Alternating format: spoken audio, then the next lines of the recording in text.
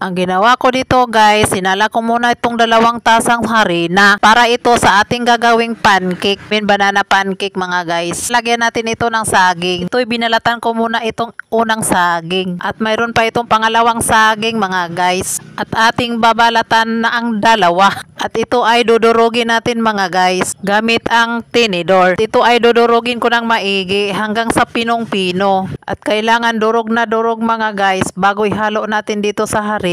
Ito na yung harina mga guys at may nilalagay ako dito na 1 pirasong itlog at saka mag-add ako dito ng baking powder. Kalagyan ko na ito ng ibap mga guys. Instead na tubig, ibap ang gagamitin natin. Lalagay muna ako dito ng 1 tasa mga guys at hahaluin natin. Kailangan mahalo ito ng maigi mga guys. Kailangan matyaga tayo sa paghalo dito. At mag-add pala ako dito ng tinunaw na margarine.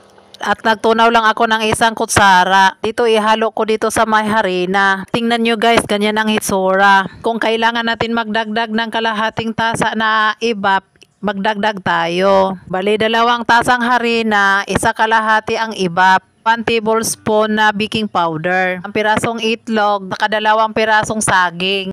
At saka mag-add pala ako dito ng 2 patak na vanilla mga guys. 2 patak lang ang ina-add ko. Dahil ito'y optional lang. Ating hinalo-halo dito. Ating lulutuin na mga guys. Dito sa mini frying na heart. At pinuporma-porma ko dito. Para magporma namang heart ang ating banana pancake. Mayroon naman na tayo makikitang design. Ating aantayin mga guys hanggang sa maluto. Tingnan natin baka pwede natin baliktarin. Ito mga guys, babaliktarin ko na ang aking sandok at kutsara. Ay nagiba ang forma pero okay lang. Malapit na ito maluto mga guys. At mukhang makakain na tayo ng banana pancake mga guys. Kuha ko ng plato. Nasa plato ko mga guys. At ating titikman na mga guys. At lalagyan ko ito ng topping mga guys. Meron akong ube kondensada. At itatapping ko na mga guys. At i-design naman natin para maganda tingnan. Optional lang ito mga guys. Pwede rin tayo maglagay